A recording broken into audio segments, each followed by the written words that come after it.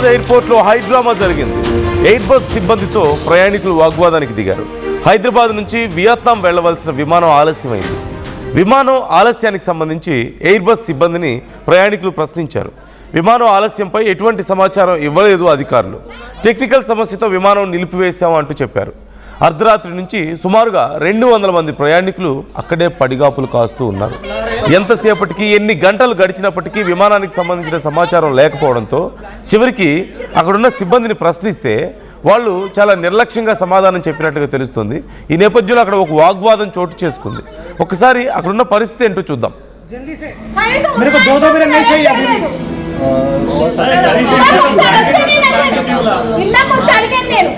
చిన్న పిల్లాడండి, ఆ బాబుకి ఫీవర్ వచ్చింది, పడుకోవడానికి కూడా లేదు, ఈ లైటింగ్ కి పడుకోవట్లేదు, మీరు కనీసం ఆ బాబుకి పడుకోవడానికి అరేంజ్ చేయండి, ఫ్లైట్ కోసం అడగట్లేదు నేను చెప్పి వచ్చి అడిగాను.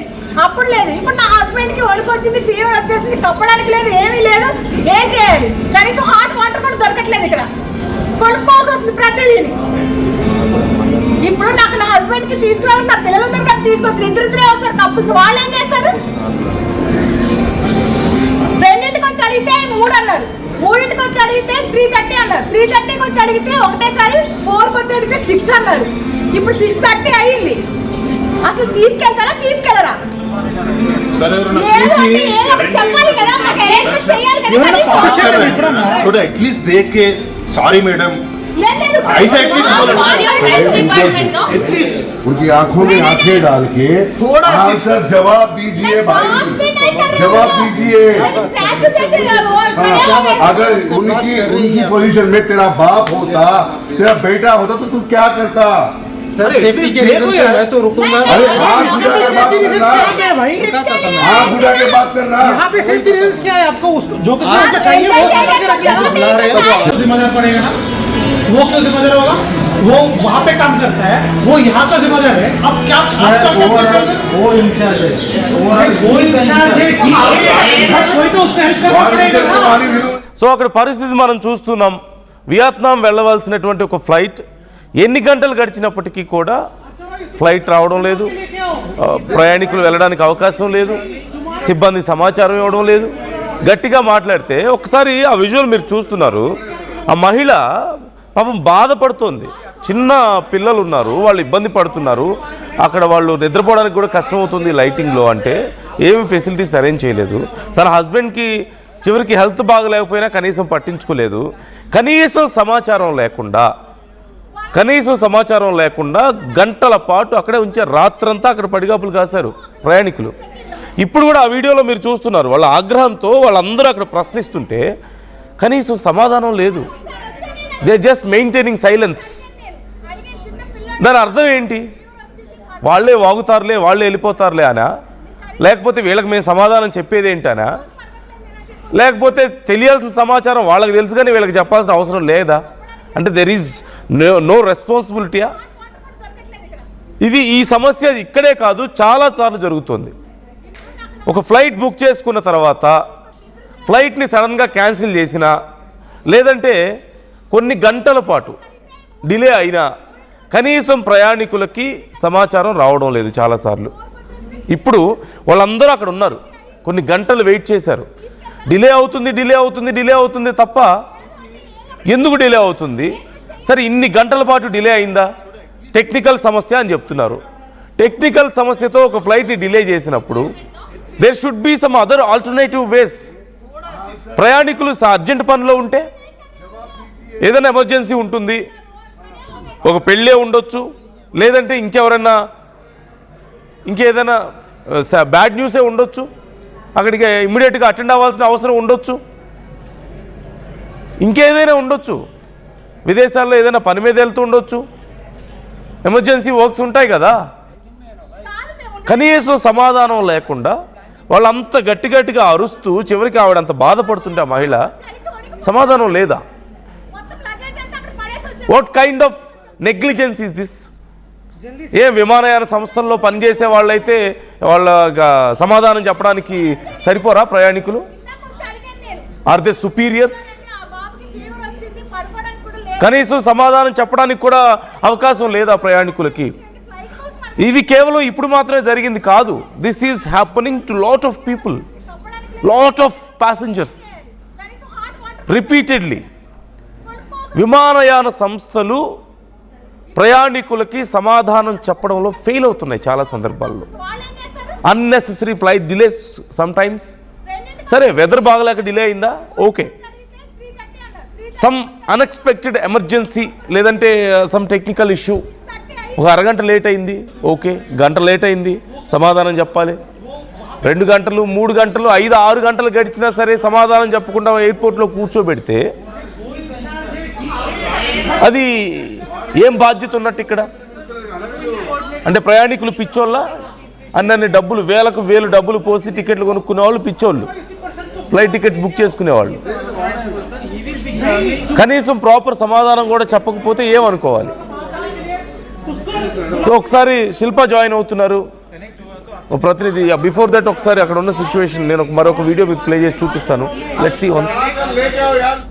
ఇద్దరం కపుల్ ఆల్మోస్ట్ 2.7 lakhs పే చేసినాం, ప్లస్ ఫ్లైట్ టికెట్స్ ఒక 70,000, మొత్తం అరౌండ్ వీసాస్ అంతా కలిపి హోటల్స్ అంతా కలిపి 3.5 lakhs అట్లా పే చేసినాం మేము. ఇప్పుడు వీళ్ళు ఫ్లైట్ లేదు, ఎప్పుడు స్టార్ట్ అవుతుందో తెలీదు అంటున్నారు. Indefinitely it is postpone / cancelled. And what they are saying is 8:15 ఇట్లా లైక్ నైట్ నుంచి 1 hour పోస్ట్పోన్ చేస్తూ ఆల్మోస్ట్ 8 hours పోస్ట్పోన్ చేసినారు. ఎట్ దిస్ పాయింట్ ఇప్పుడు what is your plan B అంటే 2 days తర్వాత ఉన్న ఫ్లైట్కి పంపిస్తాము, అకామిడేషన్ ఇస్తామంటున్నారు. వాళ్ళే అకామిడేషన్ ఇస్తామంటున్నారు, మళ్ళీ వాళ్ళే ఏ హోటల్లో ఇన్ని నెంబర్ ఆఫ్ రూమ్స్ ఖాళీగా లేవు అంటున్నారు. సో అది కూడా వాళ్ళు సరిగ్గా చెప్పడం లేదు. ఇంత పే చేసుకొని మనం లగేజ్ వాళ్ళ దగ్గరే ఉంది, they are holding the luggage అంతే. వాళ్ళు ఏం చేస్తారో తెలియదు, ఏం చేస్తారు. 3.5 లక్షలు పెట్టి ఒక కపుల్ ట్రిప్ బుక్ చేసుకున్నారు. గంటలు సమయం గడిచిపోతుంది, కానీ వాళ్ళకి సమాధానం చెప్పడం లేదు. సరే, ఆల్టర్నేటివ్ వేస్ ఏమన్నా ఉన్నాయా? ఆల్టర్నేటివ్ ఏదైనా వేరే ఏర్పాటు చేస్తున్నారంటే అది లేదు. మేమే అకామిడేషన్ ఇస్తామని చెప్పారు, కనీసం ఆ ఫెసిలిటీస్ కూడా లేవు. సుమారుగా రాత్రంతా అక్కడ వెయిట్ చేశారు ప్రయాణికులు, 40 మంది ప్రయాణికులకు పైగా అక్కడ వెయిట్ చేస్తే కనీసం సమాధానానికి కూడా నోచుకోలేదు వాళ్ళు. అక్కడ ఉన్న సిబ్బంది సమాధానం కూడా చెప్పడం లేదు, అడిగితే కూడా చెప్పడం లేదు. శిల్ప జాయిన్ అవుతున్నారు, మా ప్రతినిధి డీటెయిల్స్ తెలుసుకుందాం. శిల్ప, మరి చివరికి ఏం జరిగింది? వాళ్ళకి వేరే ఫ్లైట్ ఏదైనా అరేంజ్ చేసి పంపించారా? అసలు అక్కడ టెక్నికల్ ఇష్యూ అని చెప్తున్నట్లుగా తెలుస్తుంది సింపుల్గా. ఏం జరిగింది అసలు అక్కడ? రైట్, శంషాబాద్ విమానాశ్రయంలో ఒకవైపు ప్రయాణికుల ఆందోళన కొనసాగుతుంది. నిన్న రాత్రి 11:55 బయలుదేరాల్సినటువంటి విమానం ఏదైతే VN984 ఈ విమానం అనేది సాంకేతిక వల్ల ఒకవైపు ఎయిర్పోర్ట్ లోనే ఉన్నది. దీంతో ప్రయాణికులు అప్పటికే ఎయిర్పోర్ట్ కి రీచ్ అయ్యారు. వాళ్ళకు ముందస్తుగా ఇన్ఫర్మేషన్ ఇవ్వాలి, ఒకవేళ డిలే అయినా కూడా వాళ్ళకి ముందస్తు ఇన్ఫర్మేషన్ ఇవ్వాలి. కానీ ఎలాంటి ఇన్ఫర్మేషన్ ఇవ్వలేదు. అందరూ ఎయిర్పోర్ట్ చేరుకున్నారు. ఎయిర్పోర్ట్ చేరుకున్నాక రాత్రి అంతా కూడా వాళ్ళు పడిగాపులు కాస్తున్నారు. ఒకవైపు చలి, ఇంకోవైపు చిన్నపిల్లలు పెద్ద ఎత్తున ఇబ్బంది పడ్డారు. వాళ్ళకి ఆల్టర్నేటివ్ గా వేరే దాన్నైనా చూడాలి, లేకుంటే వాళ్ళకి అకామిడేషన్ పూర్తి స్థాయిలో వాళ్ళ బాధ్యత మొత్తం కూడా ఎయిర్పోర్ట్ అధికారులు. కానీ ఇక్కడ ఒకవైపు అక్కడ ఉన్నటువంటి ఎయిర్పోర్ట్ అధికారులు ప్రయాణికులతోనే చాలా దురుసుగా వ్యవహరిస్తున్నట్టు తెలుస్తుంది. ప్రతి ఒక్కరు కూడా ఆగ్రహం వ్యక్తం చేస్తున్నారు. ఒకవైపు చలితో పెద్ద ఎత్తున ఇబ్బంది పడ్డారు, ఇంకోవైపు ఏదైనా డిలే ఉన్నా కూడా ముందస్తుగా అటు మెయిల్ ద్వారా ఇటు ప్రయాణికులకు ఎప్పటికప్పుడు ఇన్ఫర్మేషన్ ఇవ్వదు. కానీ అలాంటిది ఏదో చేయలేదు. అక్కడికి వచ్చాక టెక్నికల్ ఇష్యూ వల్ల ఒకవైపు క్యాన్సిల్ అయిందని చెప్పారు, కానీ క్యాన్సిల్ అయ్యాక ఆల్టర్నేటివ్ వే అనేది చూపెట్టాలి. ఎవరైతే టికెట్ బుక్ చేసుకున్నారో వాళ్ళు చూపెట్టాలి, కానీ ఇవేవి చూపెట్టకుండా వాళ్ళు చాలా నీళ్ళతో వ్యవహరించినట్లు ఇప్పటికే చెప్పారు. దీంతో ఒకవైపు ప్రయాణికులు పెద్ద ఎత్తున ఆగ్రహం వ్యక్తం చేస్తున్నారు. ఈ మధ్య కాలంలో తరచుగా ఇలాంటి వివాదాలు ఇటు ఎయిర్పోర్ట్ దగ్గర ఒకవైపు ఫ్లైట్స్ క్యాన్సిల్ అయినప్పటికీ వాళ్ళకి ఆల్టర్నేటివ్ వేసి ఎవరు కూడా చూపించలేకపోవడంతో పెద్ద ఎత్తున ఇటు ప్రయాణికులు ఇబ్బంది పడుతున్నారు. వాళ్ళు రాత్రి అంతా దాదాపు 12 గంటలకు బయలుదేరాల్సినటువంటి ఫ్లైట్ క్యాన్సిల్ అయిన అనంతరం వాళ్ళు రాత్రి మొత్తం అక్కడే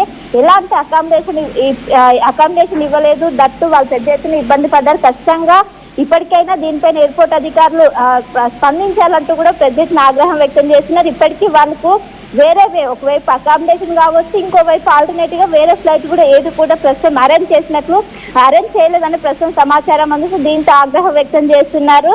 ప్రధానంగా ఒకవైపు చలితో అటు చిన్నపిల్లలు పెద్ద ఎత్తున ఇబ్బంది పడ్డారు, ఇంకోవైపు మహిళలు కావచ్చు. ప్రతి ఒక్క దాదాపు 50 మంది వరకు ప్రయాణికులు ఉన్నారు. 50 మంది వరకు ప్రయాణికులు అక్కడే ఏదైతే ఎయిర్పోర్ట్ లోపలే చాలా వరకు పడిగాపులు కాస్తూ అర్ధరాత్రి అక్కడే ఉన్నామంటూ కూడా పెద్ద ఎత్తున ఆగ్రహం వ్యక్తం చేస్తున్నారు. Right, thank you Shilpa, thanks for the details. రాత్రంతా పడిగాపులు కాసినా కనీసం సమాధానానికి నోచుకోరా అంటే లక్షలకు లక్షలు ఖర్చు పెట్టి వాళ్ళు బుక్ చేసుకునే ట్రిప్స్ టికెట్స్ విలువ లేదా, వాళ్ళు ఎమర్జెన్సీలో ఒకవేళ వెళ్ళాల్సి వస్తే దానికి విలువ లేదా, ఇవన్నీ పక్కన పెడితే it's there right to get a proper response. ఎందుకు డిలే అయితే ఎందుకు డిలే అయింది, ఎంతసేపు డిలే అవుతుంది, ఖచ్చితంగా తెలుసుకోగలిగే రైట్ ప్రతి ఒక్కరికి ఉంది అక్కడ. What are you guys for? ఇక ఇంకెందుకు మీరంతా అక్కడ వాళ్ళకి కనీసం సమాధానం చెప్పలేనప్పుడు? లేదు 3-4 గంటల సమయం పడుతుంది, 6 గంటల సమయం పడుతుంది. Try to arrange something alternative, ఇంకేదన్నా వేరే ఫ్లైట్ అరేంజ్ చేయండి, లేదా ఇంకేదన్నా సర్వీస్ అరేంజ్ చేయండి వాళ్ళకి. ఇవన్నీ కాదు, ఇవేమీ పాసిబుల్ అవ్వలేదు, go and talk to them, arrange their accommodation. వాళ్ళ నీడ్స్ ఏంటి కనుక్కోండి. బాగా ఎమర్జెన్సీలో ఉన్న వాళ్ళని వేరే ఫ్లైట్స్లో పంపించండి అవకాశం ఉంటే. ఎమర్జెన్సీ లేని వాళ్ళకి అకామిడేషన్ ఇవ్వండి, ఫుడ్ మీరే ఇవ్వండి, అకామిడేషన్ అక్కడ అంతా ఇవ్వండి. దట్ ఈస్ ద రెస్పాన్సిబిలిటీ కదా, అప్పుడే కదా గౌరవం ఉండేది. సో ఇలాంటివి చాలా రిపీటెడ్గా జరుగుతున్నాయి. విమానయాన సంస్థలు ప్రయాణికులకి జవాబుదారీతనంగా లేరు. They are not answerable, they are not answering. there is negligence, clear negligence. So ఈ విషయంలో కొంచెం కఠినంగా వ్యవహరించాల్సిన అవసరం ఉంది. కేంద్ర విమానయాన సంస్థలు, కేంద్ర మంత్రి ఈ విషయంలో కొంచెం జాగ్రత్తలు తీసుకోవాలి. ఇలాంటి విషయాల్లో కొంచెం గైడ్ లైన్స్ పాస్ చేయాలి. కేంద్ర విమానయాన శాఖ నుంచి కొంత గైడ్ లైన్స్ పాస్ చేయాలి ఇలాంటి విషయాల్లో. So what's your opinion? ఈ విషయంలో కామెంట్ చేయండి. మీరేమనుకుంటున్నారు? సమాధానాలు చెప్పకుండా గంటలు రోజులు వెయిట్ చేయించవచ్చా ఫ్లైట్ టికెట్స్ బుక్ చేసుకున్న వాళ్ళని? ఫ్లైట్ యాజమాన్యాలకైనా సంబంధం లేదా ప్రయాణికులు ఇబ్బందులు పడితే? Try to comment your opinions. మరొకసారి అక్కడ ఉన్న సిచ్యువేషన్ నేను మీకు చూపిస్తాను.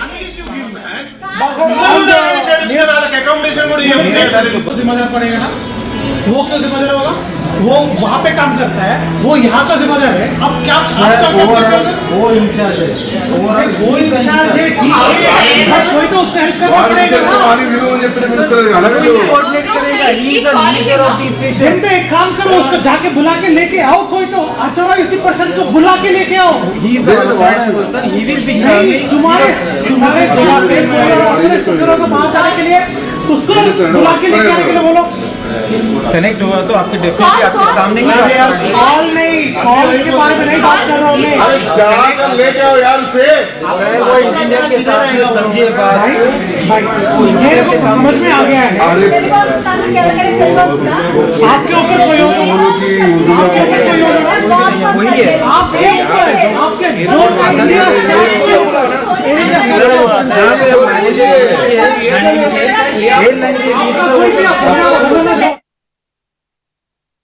ఇల్లైనా ఫ్యాక్టరీ అయినా క్లినిక్ అయినా రూఫ్ ఉంటే safe. Truzon solar system install చేయండి. బిల్తో పాటు పీపీ తగ్గించండి. నువ్వు సూపర్ స్టార్ అయ్యా. Truzon solar power, super power. Local to global news at your finger tips. మీ చేతిలో ఒక ఆయుధం. Download R TV app. Media legend Ravi Prakash is back.